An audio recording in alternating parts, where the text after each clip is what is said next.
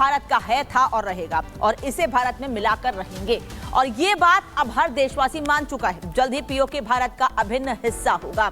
यही वजह है कि अब देश का संत समाज भी पीओके के मुद्दे पर खुलकर अपनी बात रख रहा है और इसके लिए प्रयास करने को तैयार भी है। रिपोर्ट देखिए।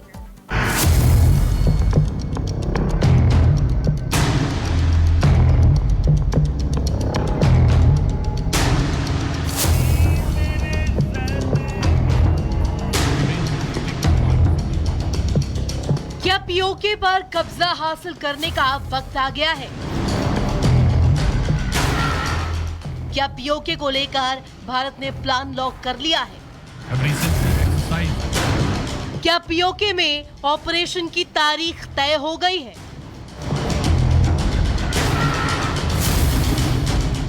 ये सवाल इसलिए क्योंकि भारत जिस मुद्दे पर खुलेआम पाकिस्तान को दुनिया के हर मंच से धोता आया है, अब पीओके के उसी मुद्दे पर भारत का संत समाज भी आंदोलित हो गया है। 9 दिन तक कहेंगे और कहेंगे नहीं, करके दिखाएंगे आपको। जगत गुरु रामभद्राचार्य ने खुलेआम ऐलान कर दिया है कि पाकिस्तान के कब्जे वाला कश्मीर बहुत जल्द हमें वापस मिल जाएगा। जगत गुरु रामभद्राचार्य के इस बयान के बाद से ही इस बात की चर्चा तेज हो गई है कि बहुत जल्द पीओके में कुछ बड़ा होने वाला है। मुझे विश्वास है कि बहुत जल्दी पाक अधिकृत कश्मीर हमें मिल जाएगा। जयपुर से भी काफी संख्या में आपने लोगों से जुटने के लिए कहा है। मैंने पूरे भारत से कहा है और सनातन धर्मावलंबी सभी हिंदुओं से कहा है। इस बात का प्रत्यक्ष प्रमाण मौजूद है कि जब भी जगत गुरु रामभद्राचार्य ने कुछ कहा है, वो भविष्यवाणी सच होकर रही है। लिहाजा जैसे ही जगत गुरु ने पीओके को लेकर के बयान दिया, पाकिस्तान में इस बात की चर्चा शुरू हो गई है कि बहुत जल्द पीओके वापस भारत के कब्जे में जाने वाला है। हालांकि इसमें दो राय नहीं है कि पाकिस्तान को इस बात की बखूबी जानकारी है कि पीओके पर उसका अवैध कब्जे की मियाद पूरी हो चुकी है और भारत अपने वादे के मुताबिक ही बहुत जल्द पीओके को वापस हासिल कर लेगा।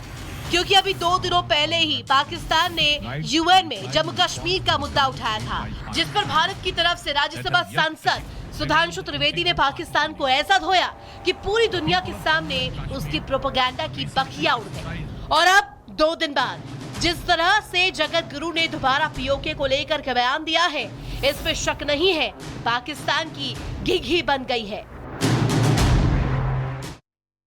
We would like to state that the Union and Territory of Jammu and Kashmir was, is and will remain the integral part of India.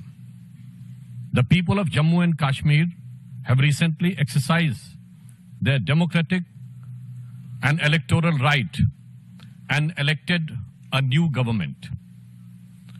Pakistan must desist from such rhetoric and falsehood because it will not alter the facts. Out of respect for august members of this forum, India will refrain from responding any further attempts by Pakistan to abuse the UN procedures. दरअसल पाकिस्तान की मुसीबत ये है कि वो PoK पर पूरी दुनिया का समर्थन चाहता है, लेकिन उसके साथ दुनिया का एक भी देश नहीं है, जिसे लेकर पाकिस्तान अब बौखला गया है। खासकर जिस तरह से यूएन में बार बार उसे पीओके पर भारत के जरिए जिल्लत झेलनी पड़ रही है, उसने पाकिस्तान के अंदर इस बात का डर बैठा दिया है कि पीओके अब उसके हाथ से फिसलने ही वाला है। क्योंकि एक तरफ जहां पीओके में बगावत की आग भड़क चुकी है, दूसरी तरफ प्रदर्शनकारी पाकिस्तान के पुलिसकर्मियों को वहां सड़कों पर दौड़ा दौड़ा कर पीट भी रहे हैं। ऐसे में पाकिस्तान को ये डर सता रहा है कि पिछले कई दशकों से वो भारत के जिस 13,000 वर्ग किलोमीटर पर अवैध कब्जा जमाए बैठा हुआ है, अब वो किसी भी वक्त उसके हाथ से निकल सकता है। Bureau report, Republic Bharat. दरअसल पीओके वो हिस्सा है जिसको पाकिस्तान ने ऑक्यूपाइड कर रखा है और वहां के लोग भी चाहते हैं कि वो हिस्सा भारत का हो जाए, लेकिन किस तरह पाकिस्तान ने पीओके के इलाके को लेकर, खासतौर पर बलूचिस्तान गिलगिस्तान को लेकर साजिश रची है, यह हम आपको बताने वाले हैं। क्योंकि साजिश इसलिए क्योंकि वहां का काफी हिस्सा चीन को दे दिया गया है। अब आपको विस्तार से बताते हैं कि हम ये क्यों कह रहे हैं कि जन्नत में नापाक साजिश। दरअसल ये बात इसलिए क्योंकि पाकिस्तान ने पीओके की डेमोग्राफी पूरी तरह से बदल दी है। गिलगित बाल्टिस्तान में बांटा है पीओके को और इसका कुछ हिस्सा चीन को तोहफे में भी दे दिया गया, जिसको लेकर नाराजगी सामने आती रही है। चीन ने वहां एक कॉरिडोर भी बनाया है और कॉरिडोर का नाम जो है वो रखा गया है चीन पाक इकोनॉमिक। बता दें आपको कि पीओके में लगातार इसको लेकर विद्रोह भी हो रहा है, नाराजगी बढ़ती जा रही है। पीओके में चल रही है आतंकवादी गतिविधियां और उन्हीं कैंप्स को लेकर, जो आतंकवादियों को पाल रहे हैं, उन्हीं कैंप्स को लेकर लोगों में नाराजगी बढ़ती जा रही है। लोग बार बार ये बात कह रहे हैं कि इन कैंप्स को यहां से हटाया जाना चाहिए, क्योंकि यही लोग हैं जो उनकी महिलाओं के साथ, उनके साथ अभद्रता करते हैं और इसी वजह से उनकी दिक्कतें बढ़ती हैं। अब जिस तरह से भारत में सुर तेज हुए हैं पीओके को लेकर, खासतौर पर संत समाज आगे आया है, भारत में सभी लोग एकजुट हो गए हैं। मौलाना भी अब रामभद्राचार्य के बयान का समर्थन कर रहे हैं। उनका कहना है कि हम आचार्य रामभद्राचार्य के साथ हैं। पाकिस्तान के कब्जे वाला कश्मीर क्यों? मैं रामभद्राचार्य के साथ में हूं, पूरे पाकिस्तान को साथ लीजिए। अखंड भारत आप जानते हैं कहां तक है? अखंड भारत ईरान, इराक, पूरा ये अखंड भारत है। तो रामभद्राचार्य सिर्फ कश्मीर की बात क्यों करते हैं? वो कश्मीर तो खुद ही टूटा पड़ा है, वो तो खुद ही मानता है कि हम पाकिस्तान के साथ नहीं हैं, और वहाँ के लोग जो है पाकिस्तान के खिलाफ नारेबाजी करते हैं। हिम्मत और ताकत की बात तो ये है कि आप पाकिस्तान को, बांग्लादेश को, ईरान को, इराक को, अफ़गानिस्तान को, हिंदुस्तान का सारा मुसलमान आपके साथ है, ले लो साथ में। रामभद्राचार्य जी, ये जो आप धर्म से हटकर सियासत खेलते हैं ना, ये धर्म में कहीं गुंजाइश नहीं है इसकी। आप इस चीज़ को यूँ समझिए कि जिस दिन पाकिस्तान वाला कश्मीर हमारे साथ आ जाएगा, आज हम यहाँ 40 करोड़ हैं, वहाँ भी मुसलमान हैं, तो वो भी हमारे साथ होंगे, तो हम 42-43 तो हो ही जाएंगे फिर। और वो मुसलमान भी 5-6 बच्चे पैदा करते हैं, तो अगले 50 सालों में फिर क्या हाल होगा, इस पर कभी सोचा आपने? साधु संतों सारे मुखालफत में आते हैं मुसलमानों के साथ, ये तो बच्चे ज़्यादा पैदा करते हैं, इनकी तो आबादी इतनी बढ़ जाएगी कि 2050 में जो है ये पूरा इस्लामीकरण हो जाएगा देश का, और आप कह रहे हो कि पाकिस्तान वाला कश्मीर हमें मिल जाएगा। ये तो विरोधाभास है आप लोगों के अंदर। आप पहले तय कीजिए कि हमें मुसलमानों को लेना है कि नहीं लेना है।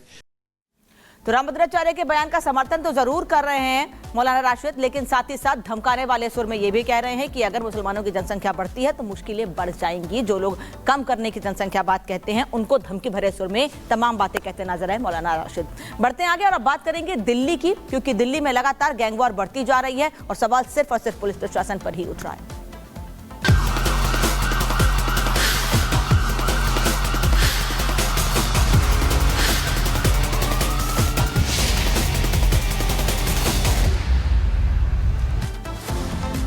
देश की राजधानी दिल्ली में गैंगवॉर बढ़ता जा रहा है। आए दिन राजधानी के अलग अलग हिस्सों में गोली चलने, जान जाने, रंगदारी मांगने और धमकी देने के मामले बढ़ते जा रहे हैं, जो पुलिस की कार्यप्रणाली पर सवाल खड़े कर रहे हैं। पुलिस इन पर नकेल कसने की नाकाम कोशिश तो कर रही है और यही वजह है, इनकी नाकाम कोशिशों के कारण ही गैंगस्टर्स के हौसले बुलंद होते जा रहे हैं और हर रोज ऐसी घटनाएं लगभग सामने आ रही हैं।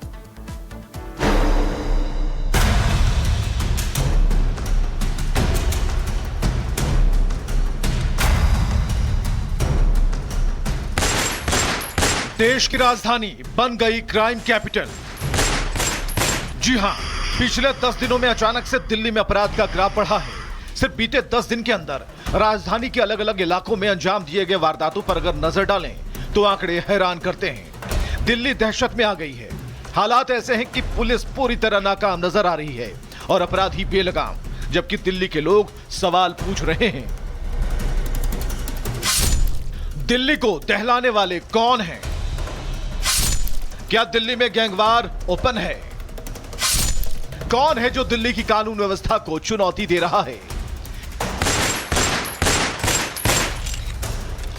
जी हां, सिर्फ शुक्रवार रात से लेकर दिल्ली में अंजाम दिए गए शनिवार तक की आपराधिक घटनाओं पर नजर डालें तो सिर्फ पिछले 2 दिन में दिल्ली में फायरिंग की 3 घटनाएं सामने आई, जिनमें 2 लोगों की मौत हो गई, जबकि गोलीबारी में 3 लोग घायल हो गए। पिछले 10 दिनों में हुए कुल 8 गोलीबारी की घटनाओं पर नजर डालें तो अब तक 6 लोगों की जान चली गई है। इसे लेकर अब पूरी दिल्ली ये सवाल पूछ रही है कि यह दिल्ली में गैंगवार चल रहा है या ये घटनाएं आपसी रंजिश का परिणाम है? मुंडका में मारे गए शख्स को लेकर अब तक जो जानकारी सामने आई है, उसके मुताबिक शनिवार रात मुंडका में जिस अमित नाम के शख्स की हत्या हुई, उस वारदात को बाइक सवार बदमाशों ने अंजाम दिया। अपराधियों ने मौके वारदात पर 6 राउंड फायरिंग की। मारा गया युवक कुछ रोज पहले जेल से बाहर आया था। मृतक लूट के मामले में तिहाड़ जेल में बंद था। हत्या के पीछे गैंगवार का शक है। मेरे को फोन आया कि भाई तुम्हारी दुकान के आगे गोली चली है, तो मैंने देखा तो नीचे काफ़ी भीड़ इकट्ठी थी, तो नीचे एक लाश पड़ी हुई थी। गोली की आवाज़ आई थी, हमने सोचा नॉर्मल घर में आराम से बैठे हुए थे, लेकिन ये नहीं पता लगा ना, जैसे दिवाली का माहौल है कि गोली चली है, किसी ने पटाखे चलाए हैं, ये नहीं पता लगा। पूरे दिल्ली में खौफ का माहौल है, आप कहीं पे भी देखोगे पूरी जगह यही चल रहा है। अब इसका कोई जवाब देने वाला तो कोई है नहीं दिल्ली में। सूत्रों के मुताबिक मुंडका में हुई हत्या के पीछे गैंगवार है। बताया जा रहा है कि इसके पीछे टिल्लू ताजपुरिया गैंग का हाथ है। हालांकि पुलिस फिलहाल कुछ भी खुलकर कहने से बच रही है, लेकिन सूत्रों की माने तो पुलिस दिल्ली के इस घटना को गैंगवार से जोड़कर ही देख रही है। लेकिन ये तो सिर्फ एक घटना है। दिल्ली के बेलगाम अपराधी लगातार वारदात को अंजाम देकर पुलिस को चुनौती दे रहे हैं। बीते 8 तारीख को भी दिल्ली के वेलकम में अंधाधुंध गोलियां बरसाकर 2 शख्स को बुरी तरह से जख्मी कर दिया था, जिसमें नदीम नाम के एक शख्स की बाद में मौत हो गई। हत्यारे इतने बेखौफ थे कि वो हत्या के बाद मृतक का मोबाइल फोन और स्कूटी भी ले गए, और वो जिस बाइक से आए थे वो भी मौके पर छोड़ गए। रंजिश का कुछ नहीं पता, वो काम धंधे वाला आदमी था, अपनी फैक्ट्री से खाना ही लेना आया था। वो खाना लेके जस्ट ये दिख रहा है आपको, ये पुलिस ने जो आउट कर रखा है, यहीं तक पहुंचा था, यहीं पर ही जो हुआ है वो हुआ है। वो भाई भाई करके बोलते, छोटे ज्यादा बड़े भी नहीं है, वो छोटे छोटे से हैं, वो बोई भाई करते थे। आज तक कोई मैटर नहीं, कुछ नहीं। हालांकि वेलकम में हुई इस हत्या को लेकर पुलिस को एक हद तक कामयाबी मिली। पुलिस ने इस मामले में बड़े बड़े दावे किए, लेकिन इससे पहले कि पुलिसिया दावे कुछ असर दिखाते, एक बार फिर अपराधियों ने मुंडका में वारदात को अंजाम देकर चुनौती पेश कर दी। एक इंसिडेंट और जो है हुआ है ज्योति नगर में, उसके थोड़ी देर बाद 10-15 मिनट बाद वहाँ भी कुछ हवा में गोलियाँ चलाई गई हैं। तो दोनों इंसिडेंट पे कार्रवाई करते हुए 3 हमने अक्यूज पर्सन्स को पकड़ लिया है और अभी आगे की जांच चल रही है। जाहिर है महज 10 दिन के अंदर अंजाम दी गई एक पर एक 8 आपराधिक वारदातें सीधे दिल्ली पुलिस को चुनौती देती हैं। दिल्ली सवाल पूछ रही है, आखिर राजधानी में पुलिस का इकबाल बचा है